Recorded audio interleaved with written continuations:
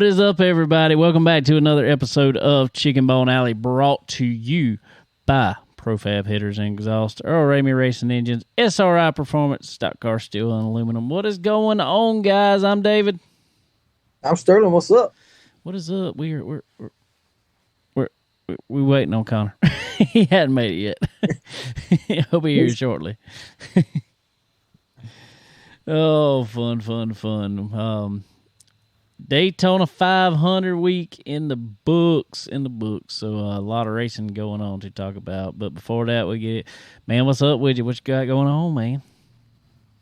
Man, we had a wide open weekend ourselves. We went up to Greenville for our Lainey Wilson concert, which was very good. We sure enjoyed that. Crowded place. I told Mary Stephen, I think the next concert we go to is going to have assigned seating for sure. Man, it was tight, but yeah, it was a good time. We sure enjoyed it. She put on a good show. Got to go downtown Greenville for some, and that was pretty cool. Pretty cool place. Went on a nice little, I forgot the name of it. It's like a creek rabbit trail or something like that. Sweet. Cool little walk. And there is a zoo right near it. I heard all the monkeys. There he comes. There's Connor. There's Connor coming in.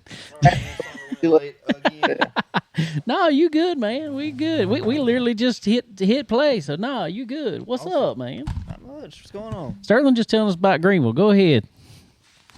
Yeah, man. Well, I was telling you about the monkeys. There's some loud monkeys in Greenville. Very. I didn't know that there was a zoo near the place. I did not know that. And we were walking. We were just walking around, having a good time. I said, honey, I'm pretty sure there's monkeys here. Everything's got louder and louder. Whoa. But there is a zoo downtown, so that makes sense. I was a little worried. I was like, I don't know, man. We're about to walk up on some monkeys. But yeah, good walk. A lot of fun there. We like I said, went downtown and did some more walking around there and shopping a little bit. And went back, got ready. We stayed at Airbnb, which is really cool. Man, that's where it's at. Ain't no sense in staying in hotels no more. Just Airbnb. Well, you've told me about that a few times. I haven't stayed in an Airbnb yet. You ever stayed in an Airbnb? I have not. Have you had to stay in one yet that the people live there and are home, or like cooking you breakfast or something? I think that's a bed and breakfast. I have not stayed in that. No. Well, I mean that's what B&B stands for, bed and breakfast.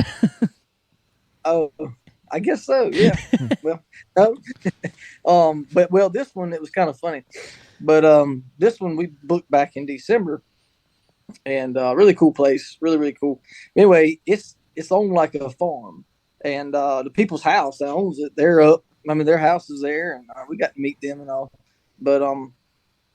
But this place that we stayed was an old llama barn, and they changed to a deal there on the little lake. It was cool, nice place. But I'm telling y'all, anywhere y'all go, look for Airbnb first, because they're definitely better and cheaper. Gotcha. Than a hotel. Gotcha. Cool. Well, what's been up with you, Connor? You been practicing some soccer today? Yep, not much other than that. Soccer every day. Oh, fun. How was your weekend? It was good. It was relaxing, I guess. Long weekend. Long weekend. Yep. You was off? I was off Friday. Oh, you were off Friday. See, yep. Everybody, I was off work today. Yeah, that's what most people were. I don't know. Yeah, I come through y'all's school zone this morning about school time. Yeah, it was rocking and rolling. Yeah. So, fun. How was school? It was good. Good. It was uneventful. What's the tough class right now? Well, I'm taking it's called dual credit math, whatever, where it's basically a college course, and I'm taking trigonometry right now. That thing is kicking my butt. Sterling help you all that. I mean, I like math, but I don't like trig. Yeah, it don't make any sense. That makes perfect sense to me. There's no letters in trig. I'm good with that. You start putting letters in math, I got problems. E-R-I-G. There's 4 letters in trig. No, I was kidding. Oh, cool. Well, fun. So yeah, my weekend, y'all see all this stuff still back here in the shop. We came over here mostly Saturday. Built a built cabinets in the front of the trailer.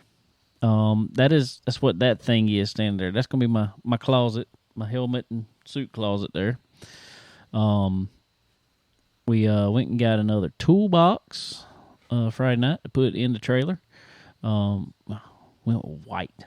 Everything's white in the trailer. Cool. Don't get it dirty.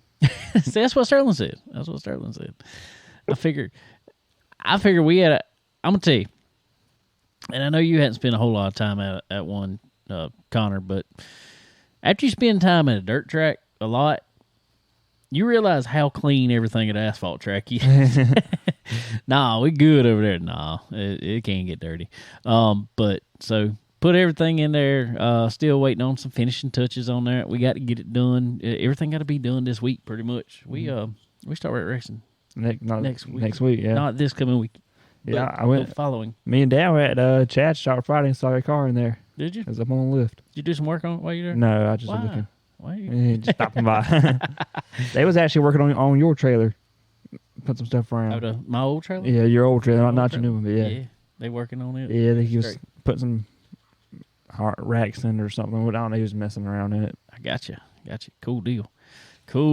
But yeah, so we spent most of the day, like I said, building cabinet, painting. I spent the day painting a hand truck that I'm still not even done with. Because it was one we found. I'm actually it's a little project. I decided we don't have anywhere good to put air compressor and stuff in this trailer. And I had a hose reel and all that stuff, automatic hose reel and all that good stuff. So I said, I'm gonna do something kind of easy. I said, I'm gonna find me an old hand truck. Mm-hmm. I said, I'm gonna mount the compressor down on the bottom of it, and I'm gonna figure out something to mount the hose reel up top. That way, and get the track. All I gotta do is roll it out, and everything's right there. And plug it up. Sweet engineering at its finest. Yeah. So that's what I have spent. Did you hear me? I said you might have to put a patent on that thing. I don't know about that. They'll be sitting there like, what the kind of crap is that? So probably. I'm just trying to make it easy. I hate having to. I'm one of the people, and I know Sterling's like this because in the DJ business, we kind of did the same thing. We hated having a bunch of different stuff. We always wanted everything kind of however we could combine it into one. And I'm one that I hate getting to the track and having to pull out 15 different things. I'm like, let me just get one little cart that I can put all this on, or toolbox or whatever I can put it on, push it all out at one time. So that was my theory behind there. I even thought about putting I looked them up, the auxiliary air compressors, and I could get one, but boy, are they expensive that you can put like up under the trailer and stuff like that. Man, they're expensive. They got a little tank that goes up under there and all that stuff. It's nice, and you have to plumb it all in. That way, all you have to do is plug a hose up, and it's nice. And maybe in the future, I'm gonna have to find a sponsor for that. Oh, yeah. Fun. So anybody, did you catch some races this weekend? I did. You did? Plenty of it. Good. Did you catch some races this weekend? I know you was out of town all weekend, Sterling, most of it. So I did, but I got home to see the end of the truck race. Well, I saw it till the rain delay, and then I fell asleep. But I did see some of that. Saw a little bit of the Xfinity race, and then I took a nap during the middle of the 500, but I woke up for the end of it, so that was good. That's easy to do. I somehow caught some of every race, ARCA, truck, Xfinity, and Cup. I pretty much watched the entire Xfinity race, entire Cup race, which is a first for me in quite a while, actually. I turned it all on out here in the shop, and while we were out here working, watched it there. So I had fun doing that. Last night, me and Connor, we had our first, for 2023, our first Chicken Bone Alley iRacing league race. It was pretty cool. It was all right. It took me half the time to figure out the track, but it was fun when I finally figured it out. All of a sudden, Connor was coming to the front. Well, I bought that track like 10 minutes before we started. I didn't even have that track. And it was fun. I wish I'd have figured it out earlier. But yeah, it was fun when I finally figured it out last half of the race or whatever. Well, now you can forget it because we won't use that car or track the rest of the season. Oh, well, at least I got it for future. What track and car was it? We used the dirt street stock at Williams Grove. I like the dirt street stock. I'm not a big fan of Williams Grove, but it actually... I like Williams Grove. I like it, but I don't like it with the bigger cars normally. It's so tight down there. And even the street stock, you had to... that car's just... It's tight for a dirt car, and it's way underpowered, so we had to... you had to drive that thing. Yeah, keep momentum. You had to keep momentum. You had to keep your foot in the gas, that's for sure. So, our buddy Zach Stroop took on the win there. He's picking stuff off, I'm assuming. I mean, I was pretty impressed with myself, I must say. I thought you had him for a while, yeah. Me and him traded sliders back and forth for, half the race. Probably so. And we ran a 40-lap race, and me and Zach traded sliders back and forth, and it was just one of them things. In the last couple laps, I kind of missed the bottom one corner, and he got down to the bottom, and he knew then it was protect the bottom at all costs. He even said it. He said, I didn't care what happened. I was not coming off the inside wall because you'd have got me. And so it was actually a fun race. And fortunately, this year we have had our setups provided by Majulis Say Speed Shop and the folks over at CFM Esports, Chris Ferguson Motorsports Esports there. They've been kind enough to give us some setups. And I will say this, and this is what I told Chris. I said, I don't want perfect setups. I said, don't give us the good stuff. I don't want that. I said, I want these being us a fixed setup race league. I want these everybody to have to really drive for it. I think they did. I couldn't figure out how to get in. I was turning in way too late for half the race last night. But I mean, it was fun once you learned it. Definitely had to drive it and all.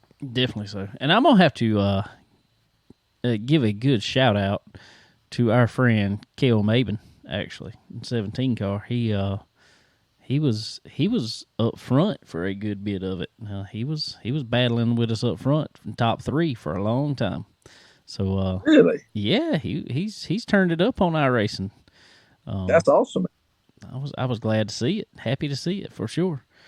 For sure, it was good stuff. It was a fun time. Chicken Bone out of the crew brought home second and third here. Yep. So we represented in our picture there. I got to get all edited up. It was late, and I stayed on iRacing way too late last night. After that, even because I didn't have to work today. Hey, might as well. I came over here. And, I went to Harbor Freight this morning. I got some them long power strips I got. Got some of them to go in the trailer. Got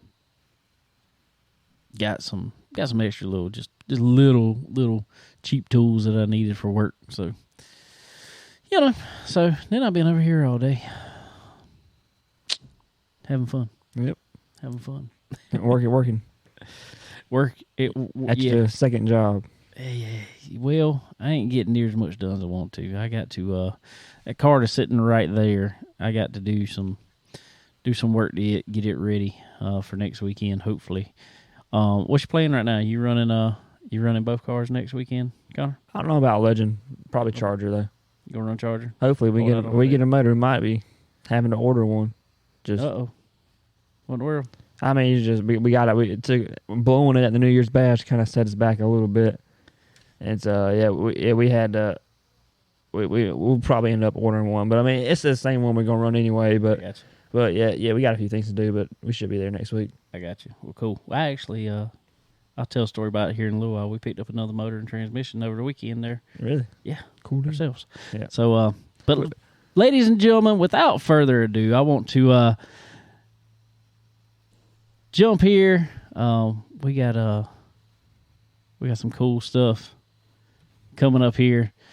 First time I can say we have a Daytona winner here on Chicken Bone Alley. See if he can hear me here. We getting him lined up here, Mr. Greg Van Alst. Greg, what is going on, buddy? Busy last few days. I've got thousands of messages and comments to go through. Uh, last laps to be playing back through my head. I haven't even watched the race replay yet, so it's been crazy. Well, man, regardless of watching the race replay, the best replay I've seen all weekend, regardless of any race that has come off, was your front stretch interview. That was the most passionate interview about racing I think I've ever seen, man. That was you could tell that was from the heart there.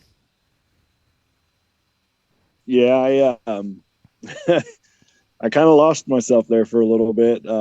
But I was kind of proud. Last time I had an interview like that is when I won the championship in the super late models, and I cussed a bunch and got in trouble. So I was at least able to be aware that, national TV, I couldn't do that on. Yeah, they frown upon that for some reason. I don't know why. Yeah. Oh, well, cool, man. All right, well, I want to go back to, first of all, what I want to do, and you just talked about winning championship and late models there.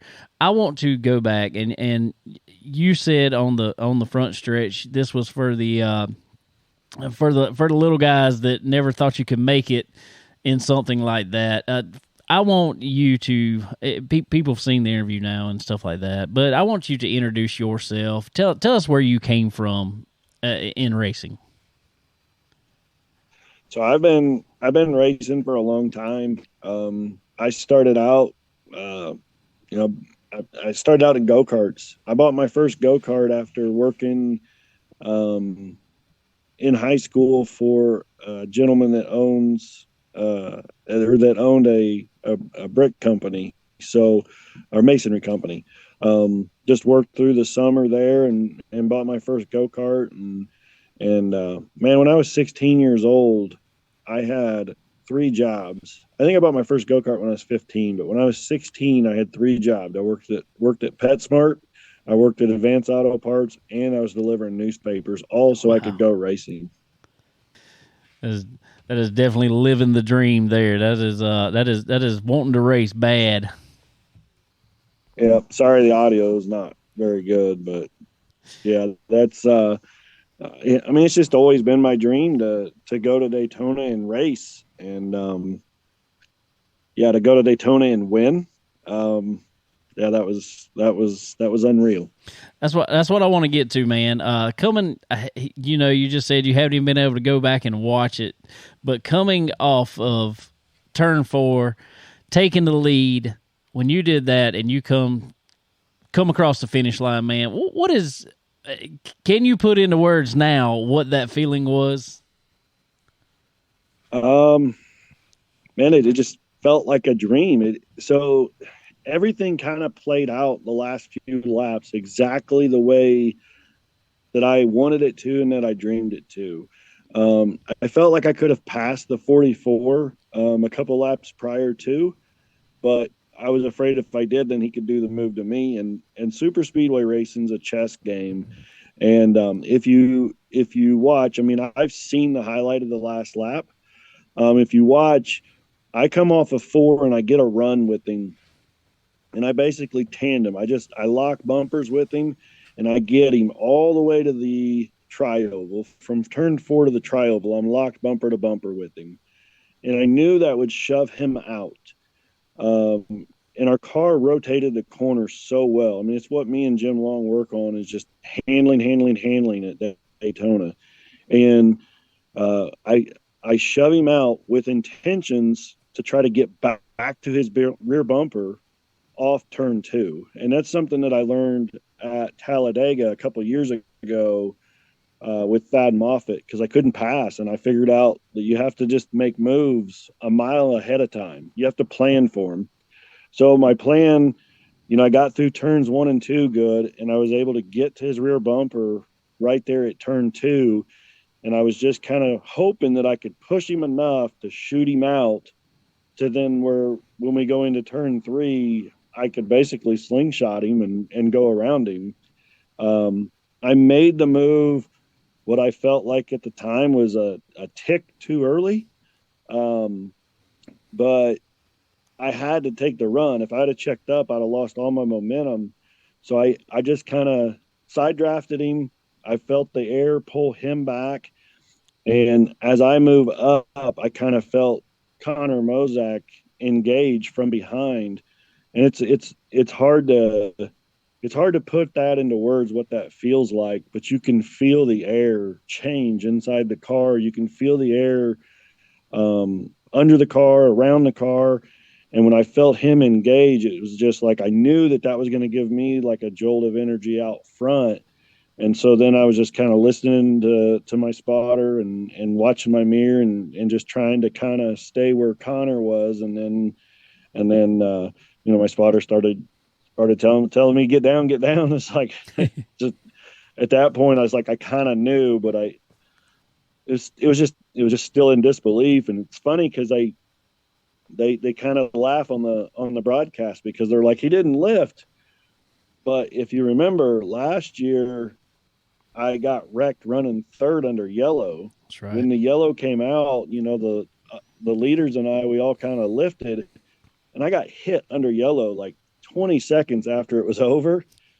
Man, I wasn't going to get hit from behind. Like, I just won with the best race car I've ever had at a super speedway. It's like, I don't want to get hit from behind because I wasn't sure. You see so many things happen after the checkered and whatnot. So I wasn't sure what exactly was going on behind me. So I just kept it buried, and I was screaming at the top of my lungs. And I kind of lifted when I started about ready to pass out from screaming so hard.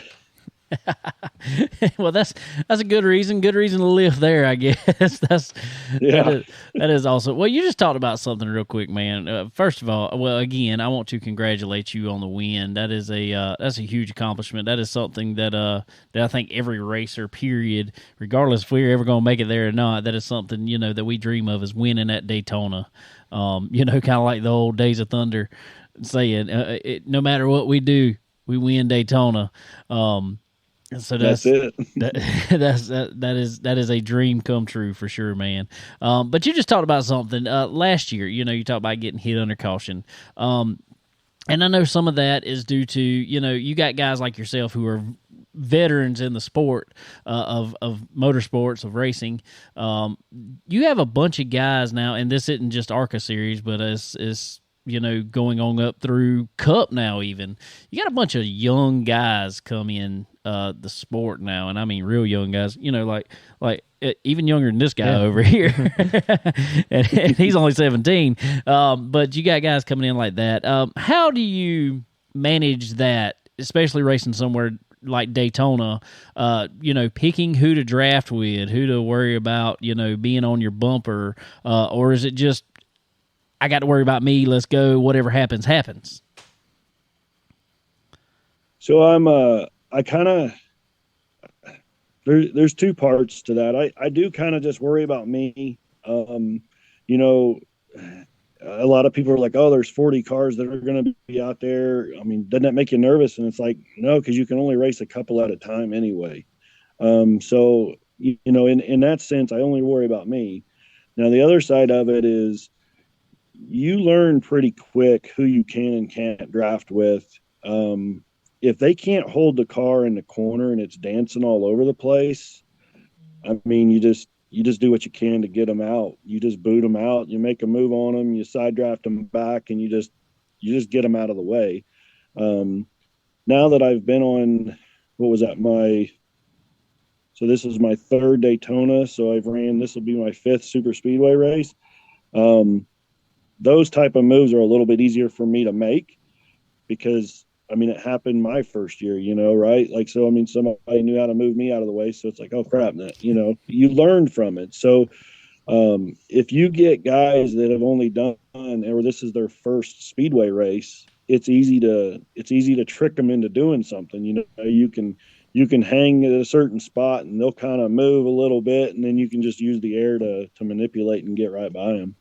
Well, good deal, man. That is the lessons of a veteran there coming back to super speedways, and which is so crazy to me. And I guess it comes from anybody, but somebody like yourself who's always been great on short tracks. Back in the late model days, you were the man on short tracks pretty much. So that's cool. Was when you went to your first one, was that just really a big experience to you?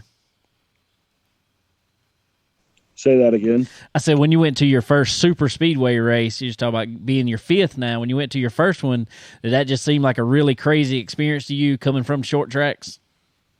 Yeah, I mean, absolutely. It, you dream of racing at a place like Daytona, and there's no place like Daytona. You just dream about racing Daytona, and we won the 2019 CRA Super Series championship. That gave us the opportunity to just go test in one of Andy Hillenberg's cars, and it's like, man, you walk into the place and it's just completely surreal. I mean, the grandstands are, just as tall as they can be. I mean, there's jets flying over, and this was just a test, I mean, there's just something magical about it. And I told my wife, we got done with the test and we're sitting at the campground because we went and camped just down the street. And I told her that night, I was like, I'm going to race here one day. Now, it was simply the dream was to go race there, right? Well, then we go to our first race and we qualified third. We got wrecked running third. And it's like, man, if the things would have just went the right way, we were 28 laps in, we could win one of these one day. Right. So, I mean, the fire, just every time you go, there's just something that makes it a little bit better, that makes you want to go back again. And, now it's like, oh man, I want to go back and I want to do it again. I want to go win again, So, I don't think you could ever get tired of going to a place like Daytona. And you hear guys talking about, like at the higher levels, they talk about how they don't enjoy the plate racing. They don't like it. Man, I just really enjoy it. I think you have to think through every move. And I don't want to say it's calming because that's not the right word. But it's just, you don't have to worry about lift points. You don't have to worry about your line so much. Like a short track, I mean, it's kind of just a hammer down, hold it to the floor, and just start methodically thinking about your move. And that's probably the biggest advice I'd give anybody that's going to a plate track for the first time is, like, you could make a move, but just like I said earlier, you got to be thinking about that move a lap ahead of time. That's right.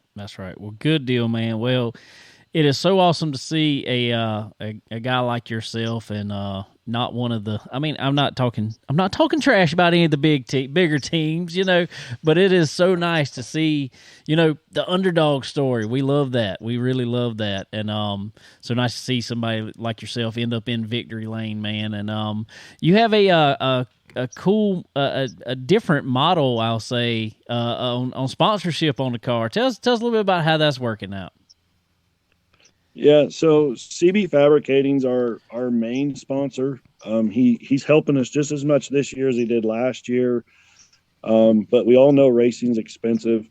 So we're just kind of going after, a little bit of money for every race, and versus trying to find a major, primary. And don't get me wrong, if a major corporate primary company called me today, I mean, we're all in, right? But my philosophy is I have a fence company, and we have a website that people can go to, and it gives them upfront pricing. So they draw it out and boom, there it is. Well, I think there's a misconception in racing that, you always try to go after the most amount of money possible. Don't get me wrong. That's what we all want when you're looking for a sponsor. But on the other side of it, the sponsor's looking to get the best deal possible. So my philosophy here in just the last few months has just been, if somebody messages you, just send it to them, just as raw could be. And we had people on the car for as little as $100 this past weekend. And, we had quite a few $250 sponsors. And when you start looking at it in a sense of what we were doing, we had 20, I think it was 22 different companies and people helping us. Well, if you take 22 and you multiply that, I mean, it starts becoming real money, right? And that's what happened. I mean, we got Daytona completely funded. I didn't have to spend any of my own money out of pocket to go to the race, and it was just it was a different approach that I just kind of used from my philosophy of making my business successful by just giving people pricing and let them decide where they can be. It worked. I'm hoping that this win will help. I think I just got a text message, somebody reaching out. So it's kind of wild. We've got several people that are wanting to talk to us about sponsorship, and I'm just going to kind of keep going with that same philosophy and see what happens. Well, good deal, man. Well, what's the best way for people to get a hold of you and try to get on that car? Yeah, so I mean, the best way is just through our social pages to get a hold of us. We've got a website that we're working on. We were hoping to get done before the Daytona race, but I've just been so busy that I'm not doing the web page. I got one of my buddies doing the web page, and he works, and then obviously I work, and there's just trying to get everything organized and together. I'm hoping it's up here in the next few days. Well, good deal, man. Well, I might have to be in touch with you. We might see if we about getting some chicken bone alley on there. There you go. There you go. Well, good deal, man. Well, congratulations again. You got anybody you want to thank? Yeah, so the biggest thing I want to do is thank the guys that have been with me for the last several years. I'm not going to name all of them, but they know who they are. Shouting out to those guys, the cop and the construction worker that helped me in the barn almost every night, Brandon and Jason. I will mention their names, but no, I mean, I guess I got my brother Matt that's helped me for years. Chris Garrett's helped me for years. Brian Dimlin, Devin Fairchild, the guys that helped me work on the car physically. And I hate mentioning names because I feel like I always forget somebody, and then somebody gets mad at you, and it's tough. But we owe it all to Chris Barkdahl with CB Fabricating. He's probably the real reason why we're able to do this. Like I said, his sponsorship and partnership doesn't fund the full deal, but it gives me the confidence to be able to make moves that help our program. This past weekend at Daytona, we had Verns Concrete and Sam Pierce and Rick Horn were our three major heavy hitters with the sponsorship program. And I'm hoping that those guys will all come back for maybe Talladega or another race. Good deal. Good deal. Well, man, congratulations again. And I sure do appreciate you coming on and giving us some time. And hopefully, man, anytime you want to jump on, but man, hopefully we'll be talking with you about some more wins coming up here soon.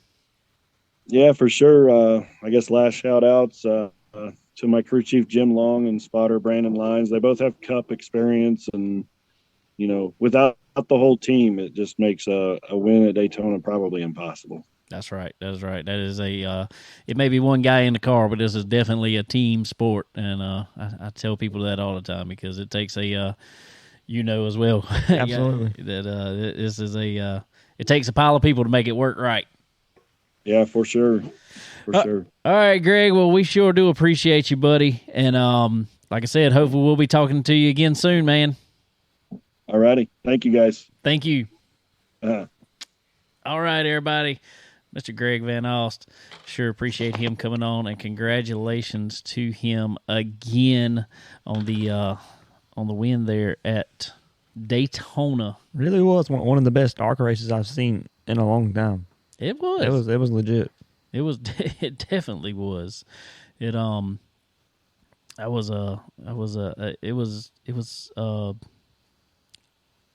was on pins and needles for the end there, especially. I mean, in all actuality, it was an exciting end, coming down to the line there all the way. Yeah, that was the only race this weekend that finished under green. Yeah. That's surprising. That's the one you wouldn't expect to finish under green. Exactly. But no, it was a really good race. Exactly. We got a lot of comments here on our thing here. Hey everybody. We'll put it that way. Hey everybody. Cool. That's cool. Anyway, so congratulations again, Mr. Greg Van Alst, coming off a win at Daytona. Something we all dream about doing for sure. That is that's a spectacle. It's we were at that race a couple years ago there, Sterling. At Daytona, watched our buddy Derek Griffith lead it, get wrecked leading. So by his teammate. Wow. By his teammate. Well, she isn't racing much anymore, so not throwing anybody under the bus. But yeah, she ain't racing much anymore. So cool. Truck race, like I said, finished under red flag. I actually saw where something said it was the first truck race to run more caution laps than laps under green. Really? Yeah. Really? That was really? I didn't know that. I didn't either. That's not a good stat. Nope. When they were racing, it was pretty cool, but 3 rain delays and a couple cautions, Yeah, they can't help all of that by no means. Zane Smith was your winner for the truck race. It was like you said. I watched a good bit of it myself, and it was kind of race a little bit, then a little caution, race a little bit, then a little caution, race a little bit of caution. It was I don't know. It was cool. I reckon it was racing. Yep, glad we had it back. Missed it. It feels like it's gone forever. It does. Over the winter, I guess we'll say. Even though it's one of the 2 months? Yeah, it's the longest season in any sports, really. But while it's going, it feels like it's gone forever. A lot more racing went on. Like Xfinity race, Mr. Austin Hill took the win there. He qualified pole, had some or Ford even took the green flag, had some radio issues, I do remember, and so he had to start at the back, which, if you're going to do it, you might as well do that at Daytona or Talladega, either one. Yeah. I'd take either one of those, I guess. That was but they raced, that was a tough race. There were some cautions in the Xfinity race there for sure. Yeah, it was. But I think that might have been the biggest cautions. But yeah, that was also all the races this weekend were a good race, really. Outside of the rain and the truck race, y'all put on a pretty good show. They did, and I guess I'll face this a little more towards Sterling, because I know you've watched your share. Don't get me wrong, but I remember back when me and Sterling were younger, especially young. Especially before we had stages, but even for that, they're like, I remember Daytona, Talladega, they may go through the race with 1 or 2 cautions. That was it. Yeah. And it was the one that took half the field out at the end. That was pretty much it. Exactly. That's what I was going to say. It was always the big one that took, a pile of the field out. But I don't know. What you think, Sterling? The new style of racing, it's a lot more aggressive, I guess we'll say, when it comes to. And I think the problem is, this is just my thought. I say problem. There is more cautions. We know there's more cautions. I think that it's actually. That sounds like it's going the wrong way. Drivers getting worse, and I don't think it's that. I think everybody is so equal now that it just puts them right on top of each other a lot of times. And I'm not going to say driver talent-wise. I'm not going to necessarily say that, but I'm going to say equipment-wise, I think people are very equal now in the and makes them just stay there right on top of each other. Yeah, well, like you said, you go back a few years, it was the 3 wide. three wide for pretty much the whole race, and then one little bobble by somebody, and it would take out half the field. I think it's lack of patience now, man. And it's like that in a short track. You look at the Coliseum this year versus last year, it was triple the cautions in it. But people just don't care. They'll just move you. They'll knock you out the way. And I think that's kind of led in more into the super speedway racing, really. But it's definitely equal. I mean, you look at what they consider the back marker cars, if you will. I mean, they're running up front. I mean, this car has definitely equalized a full 40 car field now, for sure. But I just think there's just the younger guys coming up. No offense, Connor, by no means. But the younger guys coming up here, they just I think they have the mindset that they can just root and gouge away, and that's what they're gonna do. And all these other, I mean, if you're gonna run with them, you got to do that. I'm gonna have to give Connor a little pass here because I've raced with him, I guess. And I will say, he doesn't drive like that. There are a few others out there that will drive us like that. Yeah, we met some of them. Yeah, exactly. But yeah, fortunately, Connor is coming up. His dad was a very respectful driver, and so he's coming up in that way. But there are quite a few that are not, unfortunately. But that's just how it works. But there was some more racing going on down in Florida this past week over at Citrus Speedway. There was a INEX National, the Winter National. And there was a pile of cars out there from what I saw. There was a pile of cars, for sure. And one man that was down there amongst the crowd at Citrus this past weekend, or past week, we'll say, was Mr. Kendall Sellers with AK Performance. Kendall, what's going on, man? Not much, you guys? I don't know it, man. I don't know it. We chilling out on a Monday afternoon. I know the feeling. Trying to get recuperated. That's what I was going to ask. Are you tired still? Yeah. We started our week down at Florence for the icebreaker, and then left from there and went to Florida. So we did a tour of the East Coast for a little while there. if only could stop off somewhere in between, right? Yeah, exactly. But, well, man, y'all had a week of it, like you said. Started off at Florence Motor Speedway at the icebreaker. Put a couple cars in the show over there.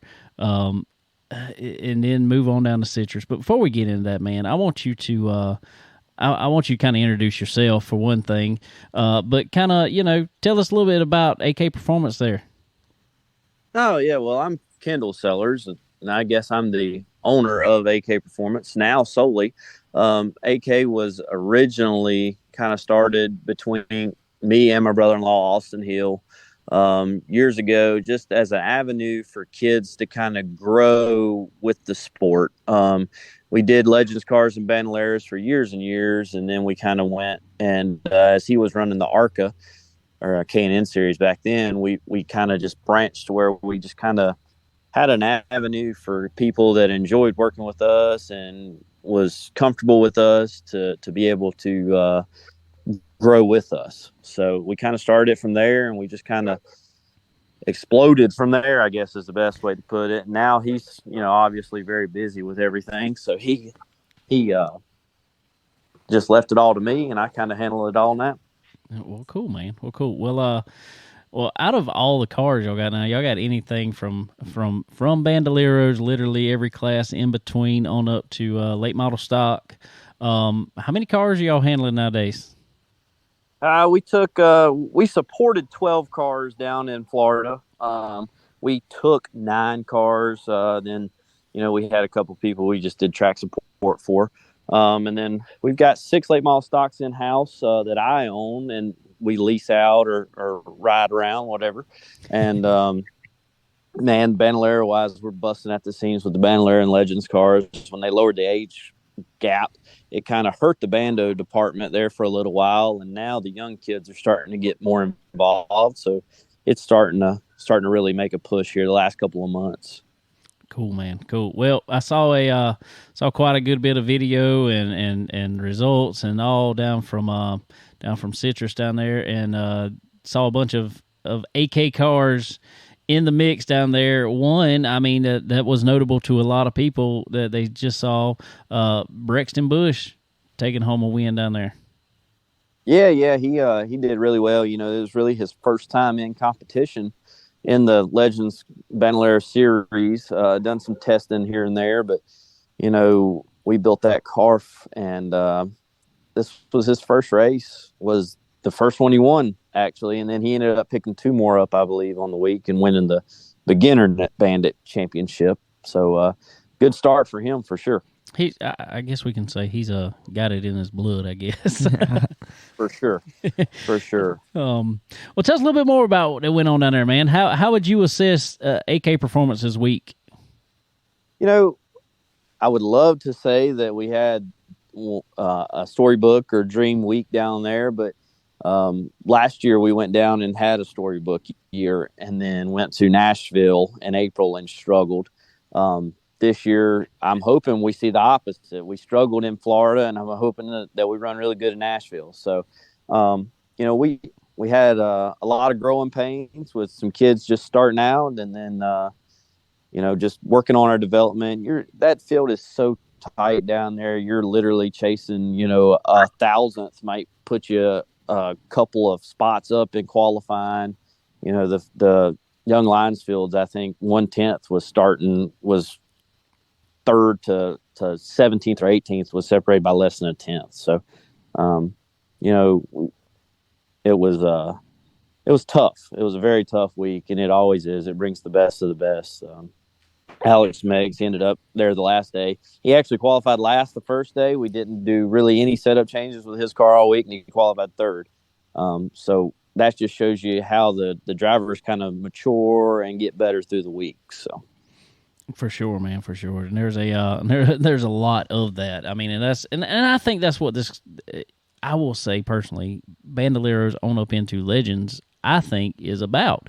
Even though I drive one myself, I still think it is a good learning class. It really shows these guys and girls the ropes of a higher powered car. You know, being a smaller scale. And it really can create some good drivers. Yeah, absolutely. Brian Hill, Austin's father, says it best, that Austin wouldn't have near the success that he's had he had not drove a Legends car for the amount of time he did. And it just teaches you so much about car control and throttle control that way when you get in those heavier cars. Yes, there is still a learning curve, but the power to weight of it's just so much different that it almost comes easy. I hear you there. All right. Well, I'm going to throw in the hard question that we got to ask. All right. This new shock deal coming up in the Legend cars. How you feeling about it? I like it. Just because of our late model background and understanding shocks a little more, I think it'll help people like us, you know, a little bit. It'll give us a little bit of an edge, hopefully, because we understand it a little more, and it'll give you a little bit more adjustability down the stretch. You know, it doesn't keep you locked into a box per se. So I like it. I like the sport ever evolving and getting better. I know from a cost wise perspective, it's not great for the consumers all the time, but obviously you guys know it as good as I do. It's always something that we're going to fight, and it's not the cheapest hobby to have, but that's for sure. a better product, I think it goes a long ways, and US Legends Cars seems to always be working to find a better product. So I'm excited about it. I think it'll be a cool thing down the stretch. I got you. I know it's been a hot topic here on the social media here lately, to say the least.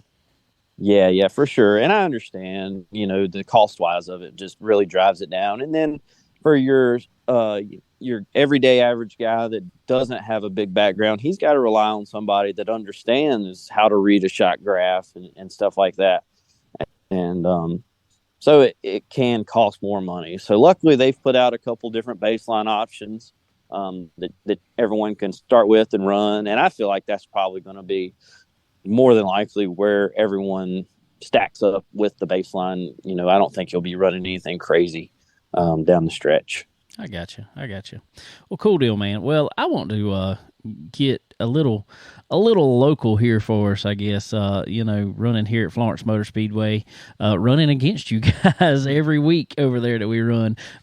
Connor here finished second. Yep, I was chasing one. He was chasing one at the Icebreaker. Man, how is it? And I'm just gonna say it straight up. We know when we go to the track, if AK Performance cars are at Florence Motor Speedway, we're going to be trying everything that we can to run with you guys. Man, and I know you just have years and years and years in it, but the work ethic y'all put behind those cars is amazing to see, honestly, and the people y'all put in it.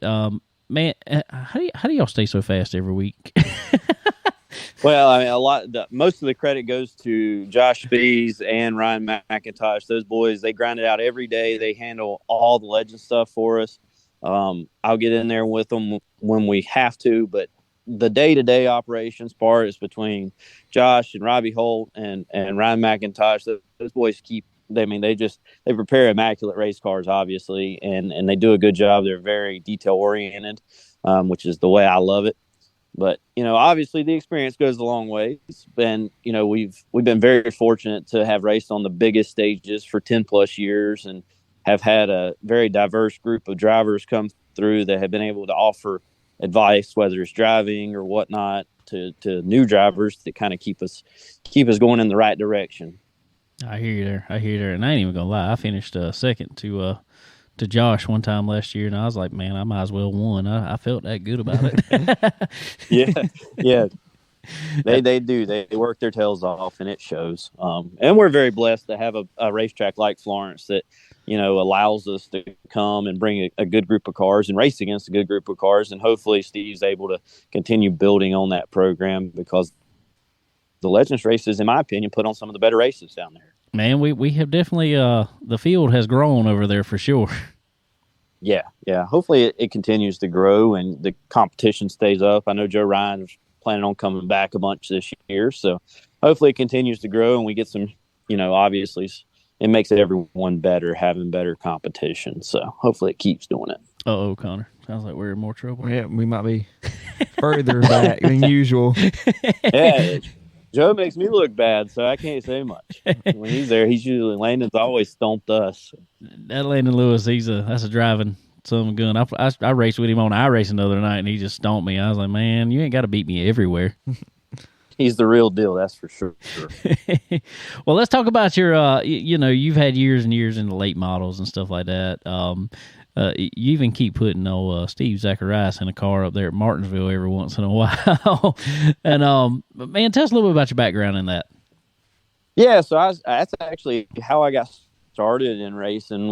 I was pushing Matchbox cars on the steps at Hickory Motor Speedway when I was a kid, watching my dad helped Mike Herman Jr. He spots for Chris Boucher now, but he grew up. He's from Kannapolis, locally, right here where we're at, and my dad helped him all the way up through USAR Pro Cup days and all that. And I just kind of fell in the mix and loved it. And, really that's all I wanted to do. So late model stock racing ran in our blood per se until Michael kind of quit racing.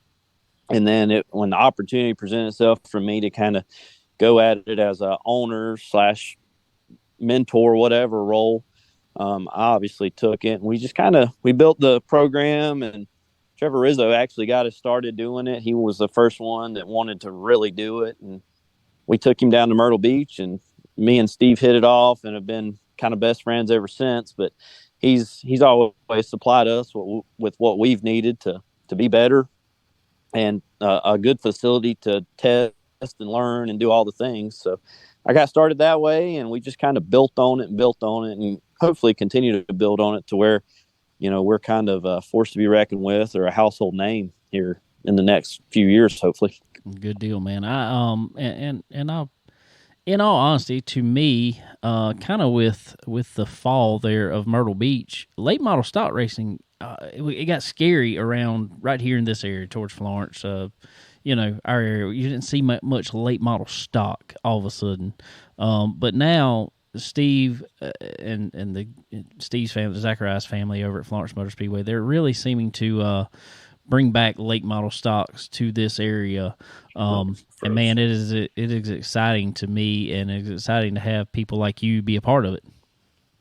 Yeah. Obviously, anywhere Steve's at, I'm going to be at, and I'm going to support. You know, I have the utmost respect for him and love his family to death. His daughter's babysat my little girl down in Florida all week, and Owen worked his tail off for me all week. So, you know, they've really instilled in those kids the work ethic part, and I think, you know, it shows at every level down there. They work hard, you know, everyone there.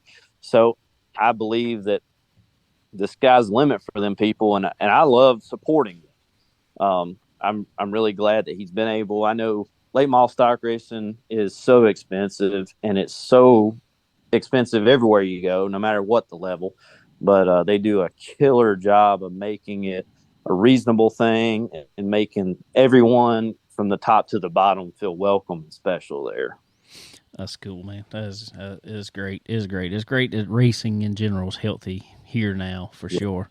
Well, man, I just want to tell you I appreciate it, because there's been times, even like at the first of this or in the last season, I heard a motor in my car, and you know, you were one of the first ones to reach out, man. If I can help you, let me know.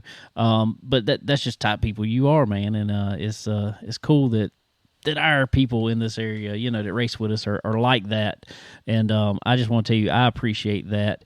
But man, if anybody is looking for help in these cars, getting their kids fast or whoever fast in them, man, I know you're open for people reaching out to you. Yeah, absolutely. We love to have, you know, build our program even more and continue to help the racers at any level, you know, whether it's just helping them get going in the right direction or a full-time deal. We'd love to do it. For sure, man. Well, what's the best way for somebody to reach out to you there? Oh, shoot. You can call, text me. Facebook's probably the easiest way. I don't have very good service in my building, so I tell people, shoot me a text message or shoot me a message on Facebook, and I'll get back to you as soon as I see it anyway. Good deal, man. Good deal. Well, cool, buddy. Well, man, I sure appreciate you coming on and hanging out with us. I know you have people that support y'all too. Who you need to thank? Oh man, obviously Steve and the Zacharias family are huge supporters of us. So those people, obviously, JP Performance, they keep us rolling with all our parts. US Legends cars, they continue to support us in any level and every level. So those people are great, and just really all of the families that support and believe in us. You know, it wouldn't be possible without them people continuing to support and believe in us. So that's really the main thing for me. Well, good deal, man. All right, Kendall. Well, man, I sure appreciate you coming on, hanging out with us, and love to have you back on here anytime. Talk racing all the time, man. Yes, sir. Anytime. All right, buddy. I appreciate it, and we'll be seeing you at the track soon. Yes, sir. Thank you. Thank you. All right, everybody. That was Mr. Kendall Sellers with AK Performance, and we all know very well that those are always some fast cars at the racetrack. Oh yeah, and that's who you got to beat most weeks. That's who we chasing after a lot of times. So appreciate Kendall coming on, hanging out with us, giving us some time here on a Monday evening. Well, cool. Well, we have not talked about the Daytona 500 yet. So I guess we need to get into it. Sterling, what was your thoughts on it, man? Well, honestly, it was kind of uneventful for the most part. From what I took a nap, I did. So I know I missed one big one, I guess, but no, it was a good race up to the very end. I mean, it just, you know, kind of like Cowboy said, you know, if it would have ended in 200 laps, he'd have won it. But that's to go to show you don't ever know. You don't ever know. But it was a good race, I think. All in all, it was. I think the cars are better this year. They're obviously a little bit safer. That hit that Kyle Larson took, man, it looked a whole lot like Dale Sr. I said, oh, goodness. And he walked right out of the care center just fine. So that was good to see for sure. But I think they've done better. I think they performed better, seemed like. I know it's hard to tell, really, at a super speedway. but I don't know of anybody that got rear impact yesterday major. So I don't know if that's, but I feel sure it's better from what all they've done to the car. But I think it put on a good race. I do. I mean, I know there's people that's going to complain, and we probably one of them, honestly. But I mean, it is what it is, man. We just gotta try to enjoy the race the best we can. And like I say, I think it put on a good show. I do too, personally. I remember watching the first of the race, and people were talking about, or they were talking about on TV. We need to get. You want to, one line could not. It was like one line would move, all of a sudden bottom line would move, outside line would move, bottom line would move. They couldn't ever get clear there of anybody. I will say, you know how a few years ago maybe even last year, I don't know, but the control car, the leader, he could slow the runs down, moving top to bottom. That ain't no more, buddy. I don't think you're going to see that too much this car. No, you didn't see that. It's like if somebody had a run, if they tried to move, it might have been trouble. But no, I really didn't see much of it. I say the runs come so fast in this car, they almost don't have time, even if they would want to block it. Yeah. So yeah, you really. And I don't know if I saw some cars skewed out a little bit, dog walking, but all of them weren't. But I could tell the ones that were, you could not push. Them fools are everywhere. They were all over the place. So I know that made a big difference. But it was weird to me because it seemed like in years past, the ones that were, getting the right rear out of the air, they were all out of the air. It weren't just a few cars. I was that was interesting to me to see just different setups.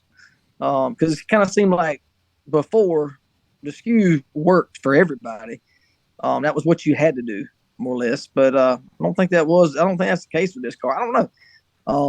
But it is interesting to see. And like you said, I think that the runs are insane with a group. But, it's, I don't know. It's hard. I'm looking forward to Talladega to see what that's going to be. See what they've learned more with this car and what changes it's made. I listened to Christopher Bell the other night, and he was talking about how when you see those roof flaps start flapping on the hood, there ain't no turning. And, I'm kind of wondering what they're going to do about that. That's a big deal. And then you see a lot of them putting a lot of gap in between them in the corners, I think, for that reason. But the other thing that I don't understand is you see some of them, some setups where they suck up, and that's what happens. And the other guys, you don't see it. So I don't know. That's kind of interesting to me how that works. Yeah, you're right. It's a game, and I like that a little bit. I guess it's a there's some strategy to it, just like Greg Van Alst was talking earlier, even in the ARCA stuff. It's different, but there's still similarities. You got to set these moves up, and I like the fact. I do like that. I don't know. I've never been a huge fan of super speedway racing. I'm not either, but I guess I can respect it more because it does take skill. Oh, it definitely takes skill. I don't think I'd like to do it, but it's definitely exciting. I like doing it on iRacing, but I normally end up. Yeah, when I end up in the wall and flipping down the back straight away, I can walk away. Yeah, that's normally how I end up. Well, it was interesting to hear him talk about the air and feeling the air. I mean, because even Dale Sr. said years ago, he could see the air and in a way, and feeling it inside the car, feeling that difference. It's got to be.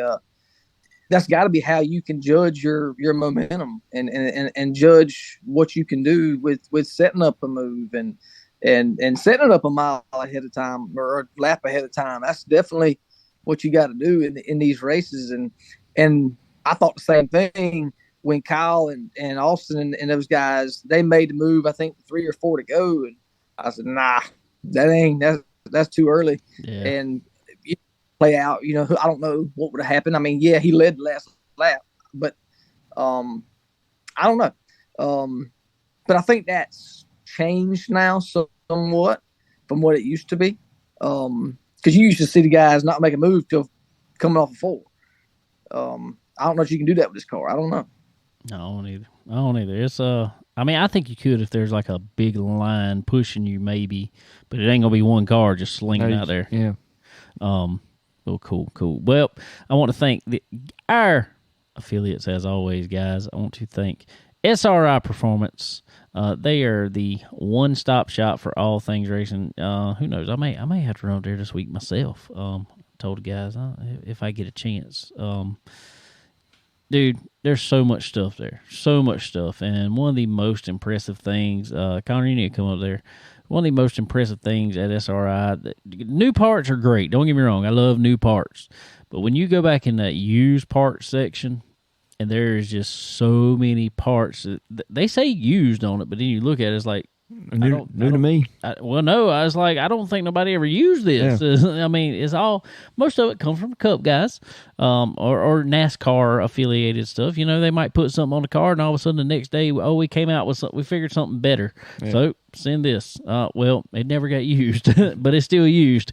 But it is so impressive to see. So, guys, that's actually what I'm gonna go up there and do. I'm gonna see if I can find a couple things in the used part section to work on my car. So guys, if you're in the market for anything on your race car especially, head over to SRI Performance. Tell them we sent you. Get over there on a computer, though, if you want some of that new stuff they got.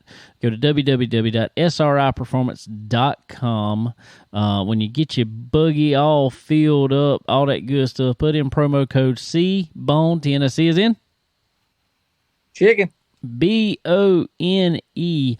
Get yourself 10% off at time of checkout. And y'all also head over to Stock Car Steel and Aluminum, sister company of, or I guess I really said parent company, because that was kind of the first one they started. So of SRI Performance. So head over there. You need to make things look pretty. You need to make things structurally sound. Head over to Stock Car Steel and Aluminum and get all the materials that you will need, all the raw materials. They even have painted sheets for you guys, especially dirt guys wanting painted aluminum sheets. Head over to Stock Car Steel and Aluminum. Get all the goodies that you need for sure. Also, guys, some of the best metal you're going to find, though, is over there with our friends at Profab Headers and Exhaust. Y'all head over to Profab Headers and Exhaust. Tell them we sent you over there, man. If you want that, their slogan is, as I say every week, and I will continue to say, their slogan is quality that wins. Well, we did a tour there last year, and I understand exactly why that is their slogan, because the quality control that goes on in that place is second to none. Everything has a place. Everything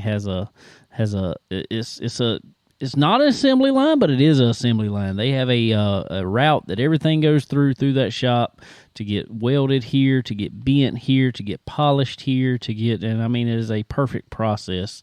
You know, they put every header through that goes through Profab Headers. So y'all head over to Profab Headers and Exhaust. Tell our buddy Andy we sent you over there, and to hook you up with some good old Profab Headers and Exhaust, because they are quality that wins, and they win a lot with our friend Earl Ramey. Earl Ramey Racing Engines. A lot. So head over to Earl Ramey Racing Engines, guys, for any engine work you need for any. When I say any, I mean any. If it's got a V8 in it, Earl Ramey can make it better. I'm putting it out there. I'm gonna put the pressure on him. That's what I'm gonna do, because Earl Ramey is the man when it comes to any type of V8 circle track engine. I don't care if you're running crate motor, 602, 603, 604. I don't care. He's gonna make it better. His blueprinting process is just as others, second to none. So head over to Earl Ramey Racing Engines. You run limited, running super late models, anything, any type engine, any type combination you want, he's got a setup for you. So head over to Earl Ramey Racing Engines and tell them we sent you over there. Get you some time on that chassis dyno. You can learn a lot on that chassis dyno. I need to take mine there. I got an alternator sitting over here. Saw that. I mean, they got different pulleys and stuff you put on these things that Earl has told me before. You'd be surprised how big a difference those pulleys make in the torque or in the horsepower of that motor. So head over there and get you some time on that chassis dyno to try little stuff like that. Try different fuels. Try, anything that you can change out on that car. Try it. See which one has the best power for your setup. So head over to Earl Ramey Racing Engines. Tell them we sent you. And cool. Well, good. Well, I'm just going to tell y'all, hand us out, hand me those papers over there, Connor. We got something over here. This one's mine. Yep, you won week 1, didn't you? This one's Connor's. This one's Sterling's. I got Sterling's here in the middle. We got different. I'm all. Look at this. I'm gonna show you something, Sterling. I am organized. Everybody's got their own sheet. They got their own color highlighter. Connor's got orange over here because he's got an orange car. But I'm just gonna say, and we got number of wins up here on top. And hold on. That says David win 1. I'm just saying. Yeah. Saying. You was on the money. I called Ricky Stenhouse Jr. to win this race. And he managed to do so. So congratulations, Ricky Stenhouse. Did y'all see him in the Waffle House with the trophy? No, I didn't see that. Yeah, he went to the Waffle House. That's a dirt track driver there. Cool to see. All right, well, let's see here. Coming home first was this past week, bringing home 3 points for the win. Coming home second was Sterling. He brought second with Bubba Wallace finishing in the 20th position, I think it was. And Austin Dillon looked like he was going for a win, but he got wrecked there. Coming home farther back. Yeah, somewhere below 20th. So this weekend, headed to California Auto Club Speedway, I think it is now. Last race on the 2-mile configuration. That's crazy. Supposedly.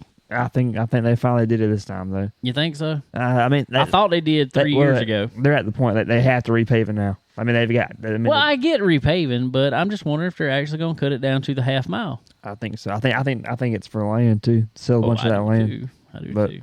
What you think, Sterling? You think they're going to pull the trigger on it this time? I think they are. I think they will. I wish they wouldn't, but I think they will. I wish they leave it like it is. I love the whoop-de-doos on the back straightaway. It's perfect. It is fun to see. It is a challenge getting into 3 also. It's kind of become the Atlanta before the Atlanta reconfiguration. Yep. I don't think I'm a big fan still of the Atlanta configuration, so I like short tracks personally. Yeah. I'm a short track fan. Yeah, at least it's not going to like a super speedway or something. No, but I do think they could have done it. I will give them that. I think they could have made a short track out of another track other than California. I could have. I think that's a good show. Oh yeah, yeah. Racing was great. Yeah, racing was great. That's what I'm saying. I think they could have took Texas. Yeah, Texas. Let's take Texas. Make that a half mile. I'd have been fine with that. Let's take what was it? Kentucky. Any of those and made that. You could have took Chicagoland that we're not racing that anymore. Made that a half mile and it'd have been great. Oh yeah. But anyway. Regardless. All right. Well, I guess since Connor finished in third place last week, he will get first pick out at in our driver picks here at California. So we can only use a driver once, right? Until the playoffs.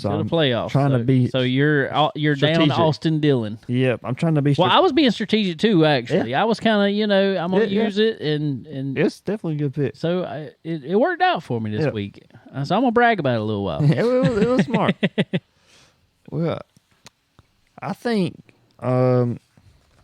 a bit of a wild, maybe, I don't know, depends on how you look at it, but he ran really good here last year. It was looking like he was going to win it for a good part. I think he shuffled back a little bit on a late caution.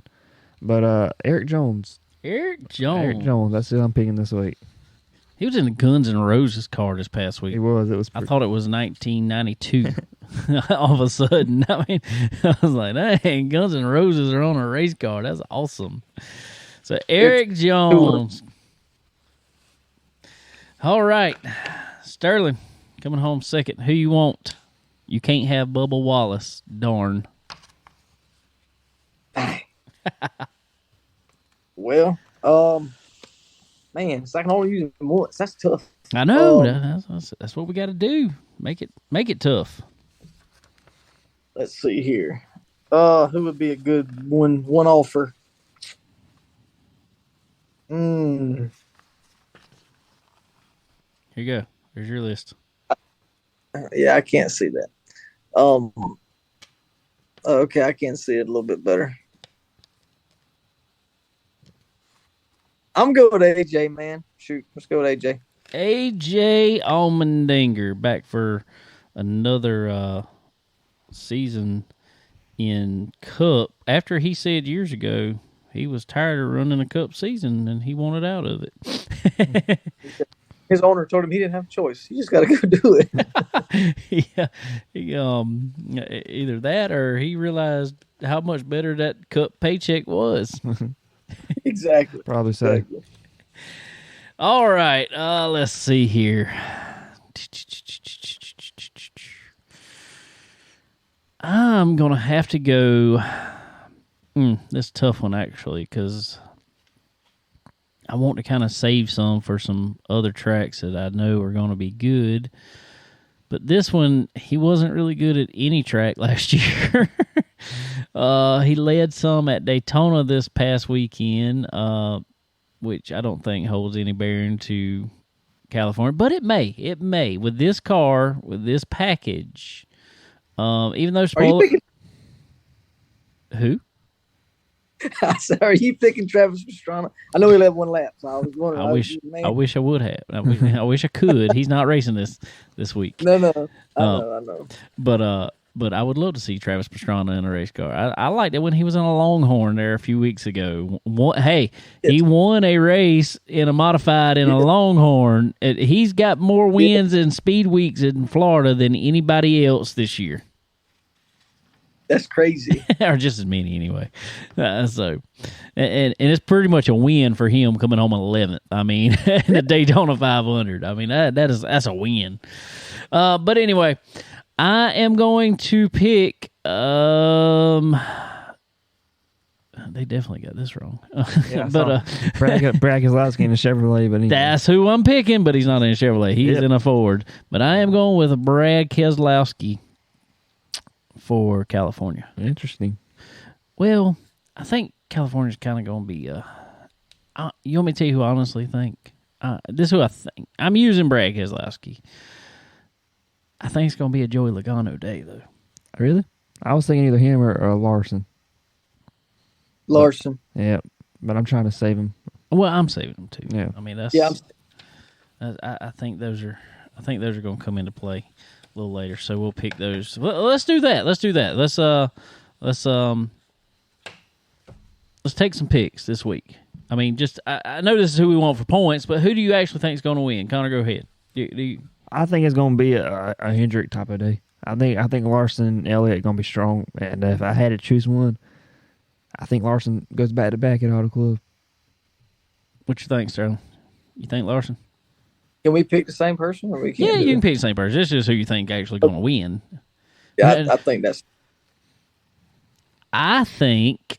I do think it's going to be a Hendrick day. Actually, I think. Well, I said Joey Logano just a minute ago, and I still think Joey Logano could jump up there and win it. But there's a guy that I think will win his probably one race, maybe two races a year.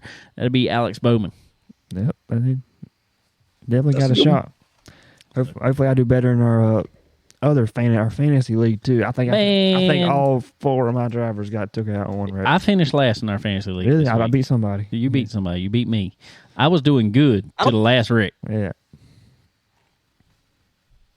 I don't know how to do the fantasy league. How do I do that? But I don't know how to do it. You did it before. I know, man. That was last year. I can't remember that. I'll send you the link again. Yeah, trust me. Missing one race ain't gonna hurt nothing. No, I Catch up ain't quick. thing. It ain't gonna hurt a thing. I'll send you the link again so you can do it. Well, guys, I want to also thank our friends over at Dixie Made. Dixie Made's come on board this year. Not only on board the podcast here, but also on board on my car. They are some of the coolest Southern apparel, obviously in the name Dixie. Dixie Made Southern apparel here in Florence, South Carolina. Head over right beside the flea market there. Head over to Dixie Made. Get you some of the best Southern strut. Man, they got so many brands. Hats, shirts, ladies apparel, ladies purses. There's coolers in there. There's so much stuff over there. I mean, it's so cool. So head over to Dixie Made. Check them out on Instagram, Facebook. See all what they got going on, and go buy you something from our friends over at Dixie Made. Also, I want to a big one coming on our show here. We're going to do some stuff here in a few weeks. But I want to go ahead and give them a big shout out on here. RevMax Racewear, RevMax Racing.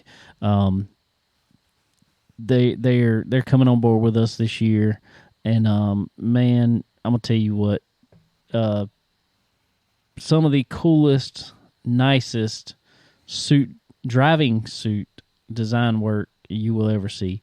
Driving suits, driving gloves, for all you kart racers out there, for all us car racers out there. Also, head over to RevMax Racing and get with Taylor over there. She will design your suit, have it custom made for you, with a turnaround time 4 to 6 weeks. You can't hardly beat that anywhere. It's great stuff. SFI approved. So it is good quality stuff. I know Connor messaged me the other day. I did. I was looking through their Facebook page. Man, that's cool.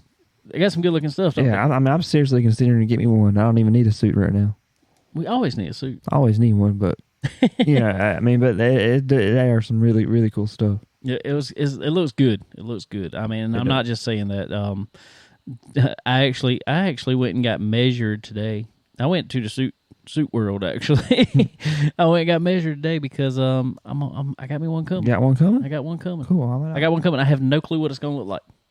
Really? By design or just by design, kind of. Well, I have few ideas of certain logos on it and certain little things, but I told her, I said, I trust your expertise. I might have to get me hooked up with that. I mean, I really do like that. It looks clean, looks fresh. It does. Even our friend Rafe.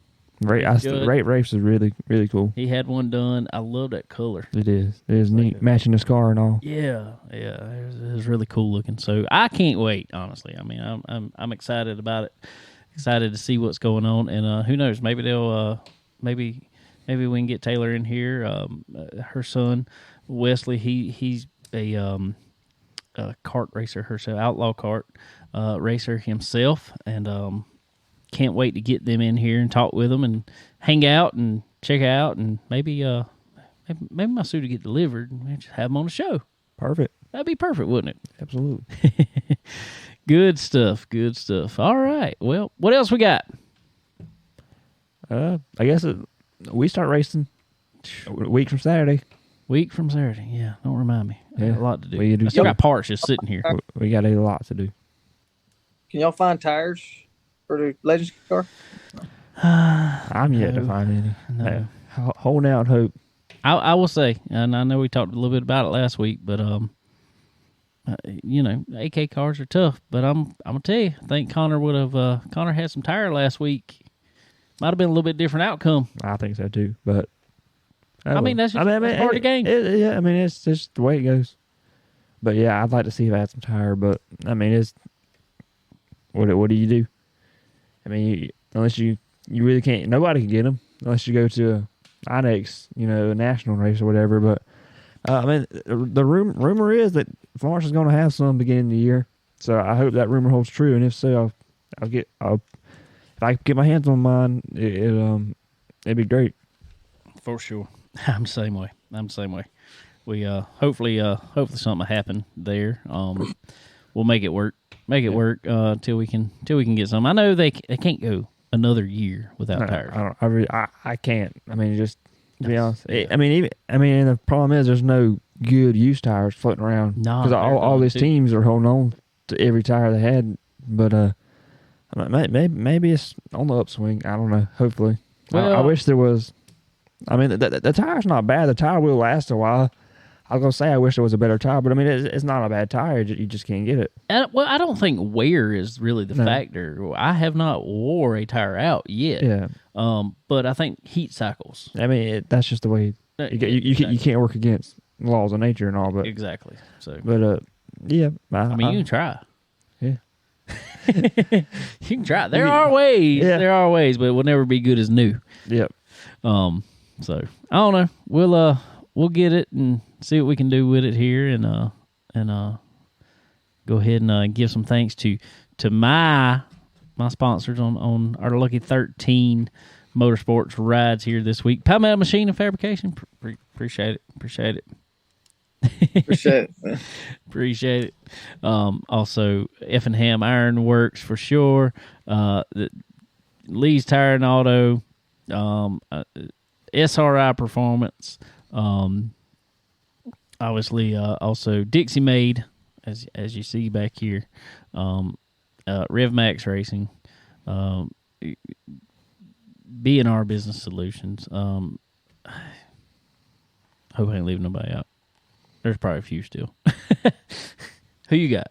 Oh, I'm like L&M Framework, Trinity Auto Glass, Bearco Backflip Prevention, Extreme Landscaping. That's the main ones. I mean, several people. I think Pete Holtz. Pete's tremendous the way he works on the race car and all. And my dad, and that's about it. That's what we got. We got several good local businesses and in the local area supporting us. So I mean, that's really good. Good deal. Did y'all you get some brake work done last week? We did. Front brakes are all good to go. Got to change. Got to bleed them all and stuff, and change. Maybe get the brake bias and all back where it needs to go. But yeah, that's pretty much set. We might change ratchet springs and all that if we get the time and whatever motor we end up racing. But it's pretty much outside of a motor ready to roll on the racetrack. Cool. You heard any updates about your motor? He's working on the late model stock motor. It's going to need a new block. He said the block we sent him was wore out. He thinks he can help the crate motor out some. It's just a matter of will it be here on time. If not, we'll probably just order a new crate and run that one. And when the other ones come back, we'll kind of incorporate them in. And if we get to where we don't need one, I mean, there's always a market for crate engines. So I promise you. Yeah. So, but yeah, we'll just take it as it goes right now. Well, I actually we as you said over there, they were working on our old trailer. Well, so we sold the old trailer, and so we had to sink it back into racing. We acquired another motor and transmission from my friend Bosie Lane over there, and I got to go get some more stuff from over there too. So if anybody needs anything over there, for sure. Some used stuff. I know where some used stuff is right now. Springs and shocks and all kind of stuff over there. So hit me up if y'all need anything for a late model. So yeah, we ended up with a 70cc. Yeah, but that's good. I think that's a real good combo for Dylan, and, especially another TTN transmission. So cool deal. So I think we'll be good to go. We got some spurs. Any idea when you'll be able to get it out on the track? No. Soon? I'll probably head over there to Chad's shop tomorrow. Yeah. Hopefully. Well, I say that. I'm actually supposed to run, y'all check this out, regardless, watching it, VLR Racing on Facebook, CFM Esports, Majula Say Speed Shop. I'm supposed to be racing the Give Back race tomorrow night. Really? Yeah, Chris Ferguson texted me and invited me to run it on iRacing with them. What's going on there? $3,000 to win. Wow. For their affiliates I and might have to get in this. and people who have bought setups and stuff from Majula Say Speed Shop, and we're an affiliate of theirs, and they help us out. They scratch our back, we scratch theirs a little bit on our iRacing deal, and so Chris texts me, our buddy Chris Ferguson, Fergie time.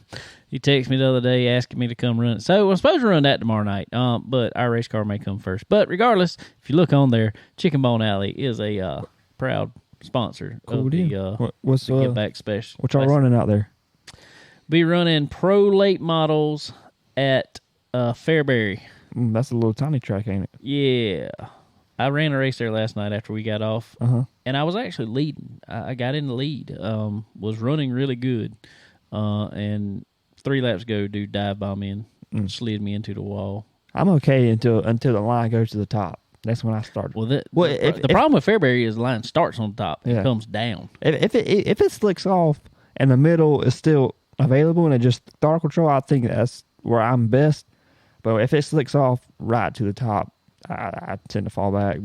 I think we need to get Sterling set back up on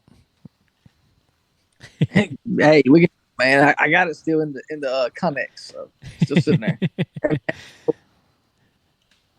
We had some fun on there last night. We need to get some more people in it. So anybody wants to get on a iRacing league on Sunday nights, hit me up. We also have a group page on Facebook. It's the Chicken Bone Alley iRacing League on Facebook. Get in there. We have a 1 race drop this season out of 8 races. So we raced our first race, so you can still get in it and still be good because you got a 1 race drop. So hit us up. You can get in our league. We're paying. We're paying to win. $25 to enter. However many people we get, that's perfect. That's what we're paying back. Yeah. I'm gonna text my buddy Landon when I go home and see what he's up to. He's pretty good though. Landon who? Moody. Oh, you know. I thought you was gonna say Huffman. No. He's Landon Huffman. Yeah. He was in ours last year. He killed us. Yeah. Well, this Landon he's pretty tough too on our racing. So it might be a bad decision. He might come in there and take all our money, but that's all right. Either way, get some more cars out there. It'd be fun. It'd be fun. Definitely be fun. And some of them boys, we get asphalt, they're gonna be tough. Yeah. And even on some of the other dirt tracks, they're gonna be tough. Cool. What you got going on this week, Sterling? Work. A lot of. A whole lot of that. I did not get President's Day off. Well, darn. Well, darn. And neither did I the rest of the week. So I'll be right at work, doing our thing. And we got baseball tryout Saturday, so we'll be there seeing what Coleman can do. Hopefully he's excited about it. It's going to be a little more fundamental baseball, I think, for him and what he's ready for. And I am too. Get out of the T-ball era and get into the real baseball. So looking forward to that. We'll be there Saturday for that for sure. And that's about it, man. We'll keep rolling. Cool. I think I almost felt like I was at your work as much as I was my work this past week. I think you were. I beat you to work on Friday. Or did, yeah. You got kids and puppies and everything else involved. It takes a while to get across the farm. We made it. Oh well, it bees that way sometimes. What you got going on this week, Connor? School and racing. That's about it. School and racing. Yep. I got some homework bearing down on me, but what you got? Math and English, but I mean, math's the main thing. That college course is a lot. All right, Sterling, here we calling you for some trig advice there. I'm gonna help him right now. All right, a squared plus b squared equals c squared. You got that one? I got that part down. You got that? All right, Sine. All right, some old horse caught another horse, taking oats away. Don't forget that either. Yeah, we're doing the sine and cosine stuff, but we add them, subtract. I don't know. It's more letters than numbers right now, and I don't like that part of it. But right now it is. Yeah, I don't know nothing about that part. I don't know that. I can't keep with all that. Well, the college algebra course was relatively easy for me, but this trigonometry, I don't know. We'll see. First test went bad, but I guess we started doing the real stuff, and it got hard quick. I was really, and which I think me and Sterling together as a team were really good in high school at math. We were really good as a team. But all of a sudden, my senior year, I decided I was going to jump in a calculus class. Well, Sterling didn't take that calculus class, and I don't know if it was that, but I know I sat in there for a few days, and I was like, I have yet to understand a word they said. It was more about learning a calculator than it was actually math. So I was just like, this ain't for me. Right. I'm done. Yeah. Maybe it is. Our biggest thing was learn how to type on a calculator. Yes. Cleared. All you got to do. Learn that. Cleared. Yeah, that's it. Man, I got us through a lot of things there, but a lot. Sorry, math teacher. I'll tell you this story real quick, Connor, since you're sitting here. Do not do as me and Sterling did now. This was probably our junior year, wasn't it? Yeah. Of our final math class. Me and Sterling, this woman, or this teacher, she was a different type of teacher. We'll say that. Me and Sterling sat in the back of the class pretty much every day eating bowl peanuts. And she would give us, I'm telling on myself, but I guess the statute of limitations is out on this one. I've been out of daggone high school for 20 years now almost. So, but anyway, she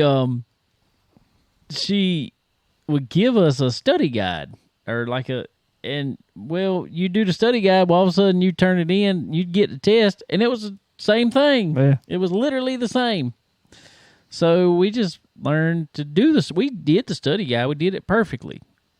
You put it all in calculator? We put it in calculator. Yeah. And she would come by. I want you to see where it said memory cleared on the calculator. So we just typed mem. Outsmart them. Yep. It worked wonderfully. And the thing was, I'm not saying this. I'm not trying to cover up for us, but math was not our problem. That was not our problem at all. So we would do all the problems and get them right the first time. It was just like, why am I going to do them again? Yeah. I don't know. Maybe your mama won't listen to this episode and hear this bad advice. Well, yeah. It's just the whole show your work thing ain't it? No. Yeah, no. English was our problem. And yes.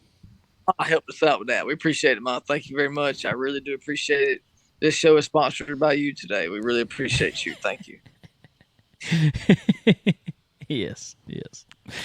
All right. Well, if we ain't got nothing else to tell on ourselves about, I want to thank all of our affiliates, SRI Performance, Stock Car Steel and Aluminum, Earl Ramey Racing Engines, ProFab Headers and Exhaust, Dixie Made, Rev Max Racing. Also want to thank our friends over at MPM, McAllister Precision Marketing. Guys, if you were in the game to bring up yourself in the marketing game, head over to marketwithmpm.com, talk with Tanya, and she will get you set up in the ways that you need to go in this new world of racing that also includes a lot of marketing. Mm-hmm. You have to figure out how to market yourself, and nobody better to do that than Tanya over at MPM, so y'all head over there.